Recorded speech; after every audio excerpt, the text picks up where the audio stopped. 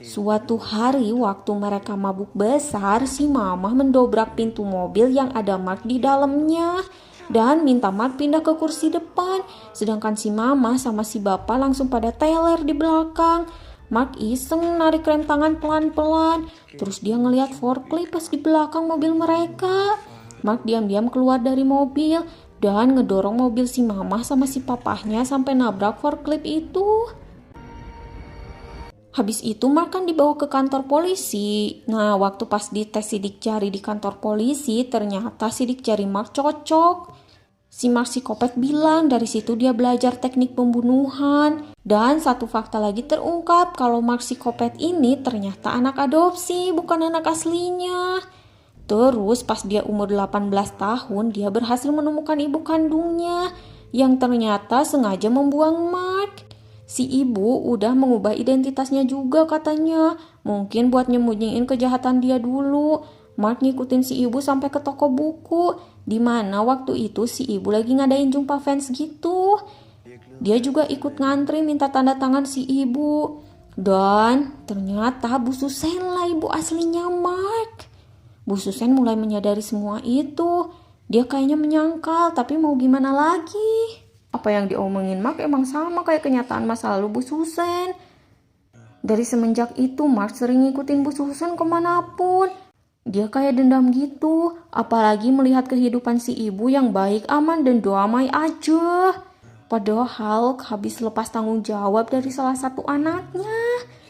Lalu pas dulu Mark nyoba buat ngobrol sama si ibu nolak. Dari situ Susan bener-bener sadar kalau Mark psikopat ini anak kandung dia. Gak sampai situ aja, ternyata Mark udah ngubah identitas dia sebenarnya. Jadi dulu dia ngebunuh cowok namanya Xavier dan nuker identitas si Xavier sama identitas dia, guys. Makanya Mark ini disangka udah mati padahal masih segar bugar. Dan sekarang Mark bilang kalau dia adalah dewa penyelamat buat bayi-bayi yang belum lahir. Biar gak dibuang ke tempat sampah kayak dia katanya. Dan parahnya habis ngebuang Mark, si ibu Susan sempat-sempatnya beli mobil sama rumah. Dan itu bikin Mark jadi benci banget sama dia. Mark marah besar dan Bu Susan hanya bisa minta maaf aja. Mark ngambil jam pasir dan sadar kalau waktunya tinggal sedikit lagi. Terus dia minta Susan nyeritain tentang dia waktu kecil. Atau kapan waktu Bu Susan buang dia. Tapi Bu Susan gak ingat. Yang dia ingat adalah hari di mana ayahnya ngusir dia katanya. Jadi waktu itu Susan masih berumur 16 tahun pas punya Mark. Dan demi dapet cinta dari sang ibu yang benci banget sama Bu Susan buang Mark. Tapi setelah buang Mark pun si mama masih aja gak nganggap Susan katanya. Si mama nyesel, tapi ya udah telat juga, mau gimana lagi. Akhirnya Bu Susan bilang ke Mark kalau dia mau bantu Mark dan akan nurutin apapun yang Mark mau. Mark ngambil HP-nya Bu Susan, dia minta Bu Susan nyebutin password HP-nya yang ternyata ultah si Ade. Kan Mark jadi cemburu lagi, kenapa nggak pakai ultah dia katanya. Akhirnya Mark nelpon ke kantor polisi. Minta si ibu ngomong kalau ada pembunuhan dan ada 3 pembunuhan. Setelah itu Mark matiin teleponnya, guys. Mark ngasih minum si ibu dan Mark merhatiin dada si ibu dan nanya apa Bu Susan pernah ngasih ASI ke dia. Dan Bu Susan bilang iya seminggu katanya. Terus si ibu ngebolehin Mark minum susu dia lagi. Tapi pas Mark lagi asik hisap-hisap, si ibu malah mukul kepala Mark. Sampai Mark jatuh dan si ibu berniat kabur ternyata. Si ibu berhasil kabur dan masuk ke dalam sebuah ruangan gitu. Dia teriak-teriak minta tolong. Tapi si teteh yang lagi di kantor bersih-bersih lagi dengerin musik. Jadi aja gak kedengeran. Gak habis akal, si ibu berusaha minta bantuan dengan kirim email ngetik pakai lidah dia. Mark psikopat keburu bisa buka pintu. Jadi aja ketahuan. Mark nyuntik kaki si ibu deh. Akhirnya si ibu pun lemah.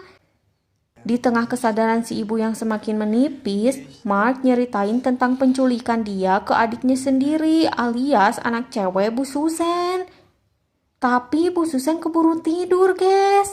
Si ibu sadar di dalam bagasi mobil. Dia nyoba kabur dan minta bantuan waktu ngeliat kayak ada ibu-ibu gitu yang lewat.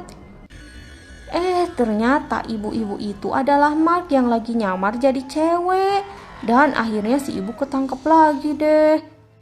Mark gak tahu bawa Bu Susan kemana. Sadar-sadar Bu Susan udah dirantai gitu kakinya. Dan ternyata Mark bawa dia ke rumah praktek dia di tengah hutan.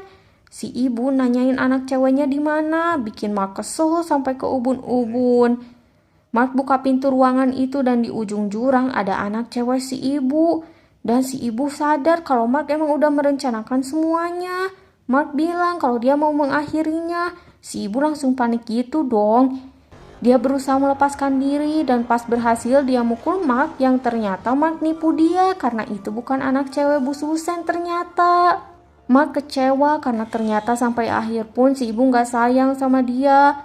Akhirnya dia mutusin buat terjun ke jurang itu aja. Si ibu dengan gontai pulang numpang ke sebuah truk yang lewat. Bu Susan kini di kantor polisi. Ia ditangkap atas kasus pembunuhan janin-janin. Jadi ternyata selama ini memang Mark sudah merencanakan semuanya. Mark memutuskan menghilang terjun ke dalam jurang, sedangkan Susan lah yang bertanggung jawab atas semua tindakan pembunuhan yang dilakukan Mark. Jadi kini Bu Susan lah tersangka atas pembunuhan janin-janin dan ibu hamil.